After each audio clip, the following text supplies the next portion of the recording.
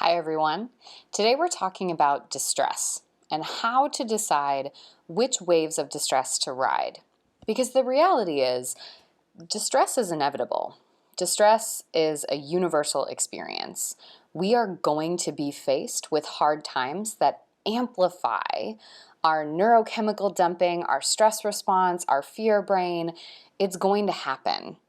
And so knowing that that's the case, I want to be able to help you better understand the different types of distress and how you can make sure that you're electing the waves and the paths that work best for you to get to where you want to go and not end up feeling like you're stuck in a perpetual route of suffering and constant sort of anchoring in that stress. So one of the things that I think is really important to realize is anytime that we experience change, we inevitably have distress. Think about friction that is created. Whenever something shifts, there's going to be friction that is created from that shift. That means that any time that we're going to make any change, good, bad, or neutral in our lives, our brain is going to have a little bit of that oh shit dumping, meaning we're going to get some chemicals dumped in our brain, maybe cortisol, some of the other things that come out when we maybe have a fear response or just high stress and anxiety. When that happens, we are going to feel that amplification mentally, emotionally, and physically in our stress levels. And so what ultimately happens is, and what a lot of us are pre-programmed to do, is to avoid change as much as possible because we've equated distress with bad. We see that tension, that disruption, that friction as being something to avoid. And this is where, and it's a term I know I've used a lot, I've coined this phrase, predictable shittiness. That's really where predictable shittiness comes from. It's this feeling like I don't really like everything in my life right now, or maybe anything in my life right now, but at least it's predictable and I know how to do it. At least I can plan for what the shittiness is going to be versus feeling like I'm in a constant threat to new shittiness, new distress, and change that's going to lead to more of that chemical dumping. And in that vein, the more that we kind of program ourselves to avoid distress, the more that we program ourselves to be fine, to exist, to become stagnant in the world around us. But a lot of times, that's usually what ends up leading people into my office. Might be somebody that is chronically unhappy. They're sick of feeling so detached or resentful, or they just don't feel good. Just this overall sense of good. And so a lot of what I like to talk about is the difference between long-term distress and short-term distress. Because when it gets lumped as just one big thing, no shit, if you can avoid something, of course you're going to. But a lot of times what we forget is that even choosing the predictable shittiness bubble has some distress associated with it. There are different waves and paths that I can ride.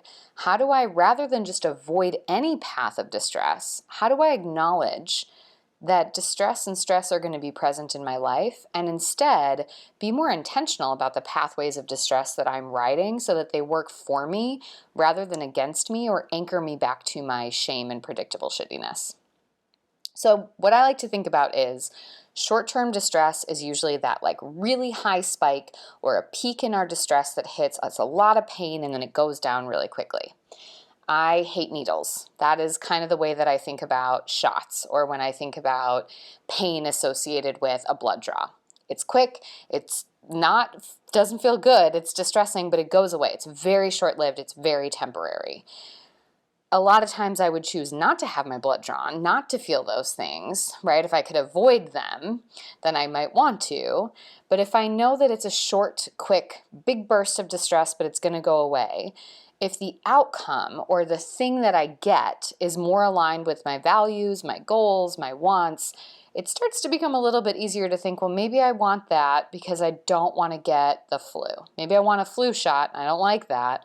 But I've seen how bad the flu is this year and I really don't want to get the flu. Or I'm pregnant and I don't want to possibly endanger my baby, right? So that short-term spike in distress, even though it's going to be there, it might be worth it for me because the long-term outcome is better. The flip side, or long-term distress, is usually more of a slow, kind of graded distress. A lot of times it might peak and just sort of stay there. There are times it might sort of ebb and flow. It might not go as high as that short-term spike does, but it lasts significantly longer. This is more important to look at when it comes to these ideas of predictable shittiness, of norming our suffering and sort of creating this bubble of protection. Because a lot of times what happens is the term fine becomes code for long-term distress. I'm just existing, I'm fine, I hate my job, I don't want to have any intimate relationship with my partner, or maybe I want one, but I haven't had an intimate relationship with my partner in years. I don't really like what I'm doing. I don't feel connected with my friends. I don't like my body, whatever those things are. But you know what? I'm fine. It's not that big of a deal. Other people have it way worse, right? And so we just sort of tell ourselves that we have to teeter in this because, again, our brain is going, well, if you try for something different, you could experience this.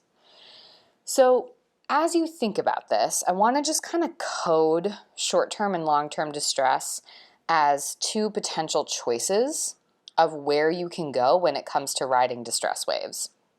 So for example, when somebody comes into my office and they talk to me about not being happy in their relationship, potentially unsure if they want to stay in their marriage or their long-term partnership, or maybe they want to leave a job they've been in for 10 years, or they're in school and they're not sure school's the right place for them right now, whatever that thing is, people start to introduce that possibility of change, right? In that moment, they're going to experience both parts. They're going to experience that blip or bump in their short-term distress because they're introducing the possibility of change, as well as the long-term distress as they're talking about the waves that they've been riding on up to this point.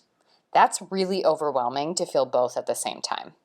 So what we have to do is separate the two out and think about change and intention and direction and course when it comes to our waves of distress. Again, distress is inevitable, and there are some times where I'm going to have long-term distress regardless of the choice that I make, or I'm going to have short-term distress regardless of the choice that I make, or there might be a mixture of both, big blips of short-term distress and some long-term distress in either path. But most often, what it usually is when it comes to change and making changes to align more with where we want to go and what we want to do in life, what we actually see is it really does become a choice between short-term distress that might kind of go like this, and then similar to long-term distress, take a little bit of time to peter out, or that long-term graded distress where you're going to inevitably, kind of imagine it's like this, and then this sort of comes down and it goes way below here, and now you're kind of down here, or you kind of stay up here. And that is a really probably very scientific graph you can see with my two fingers overlapping. But again, kind of imagine like one goes way, way up, comes down, and it's going to drop down lower, maybe a little bit more graded. The other one's going to go up, maybe half as high or not as high, but it's going to stay up there. And so when we think about this, if you are in a position where you are faced with, I don't want to make any change, I don't want to do anything, or you're noticing that sort of backlash into predictable shittiness, I want you to pause and ask yourself which wave you're riding and if it's in service of you. Is the wave of distress that you're riding one that you've gotten a bit comfortable on, or you feel like you know how to ride it, so you're not getting off? And inevitably, are you okay with that? Does it align with your values? Does it align with where you want to go?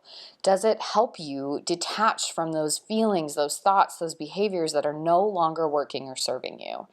And if not, it might be worth asking yourself, what do you need to do to be willing to jump to that other wave? Who needs to be there with you? What support do you need? What assurances do you need? What planning do you have to do? And the thing that I think is important to remember in all aspects is that emotions, which includes our stress and distress, those are different things that are meant to be experienced in waves. We are always going to have it. Again, it's universal. It is a known fact that we will go through this.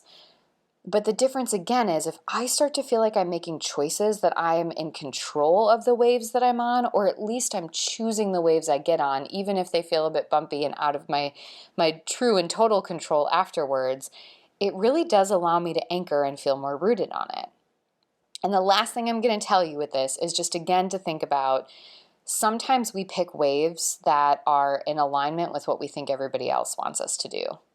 That predictable shittiness is often associated with our shame, and the belief that if we continue to conform to whatever that shittiness bubble is, we're going to maintain connection and not be perceived as having something that makes us unworthy, unlovable, or have any active threats to our belonging. So that sometimes takes a while to work past. It doesn't mean you're going to say, oh, I hate this, and you're right, it's long-term distress, I'm ready to go, I'm ready to jump, and I'm going to assume this. It just means that now you have the insight to know that that might be why this has felt like a really safe place to hang out for a while. And maybe it's about now just giving yourself some space and patience to figure out where this other spot is. And then even just think about, how do we start to make the shift from here to here? And I always like to talk about the fact that even if we're hopping from one wave to another, things are not all or nothing. We don't have to go from, now I know this isn't working for me, so I have to make a change. It is about 1% changes. It is about maybe a 5% change on your best day. It is slowly shifting to make this work, because the more we can focus on that graded exposure, the more we allow our brain to normalize that chemical dumping and not get so overwhelmed that we have the reverb effect that pulls us back over here and we stay in our predictable shittiness bubble. So again, it's a slow petering. It's a transition over to the other wave.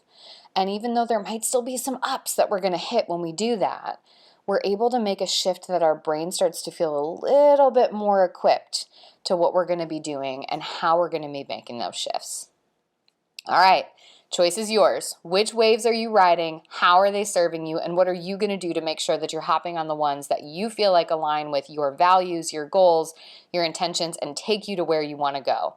As always, please comment below if you have questions, if you need anything from me, if I can be a continued support in any way.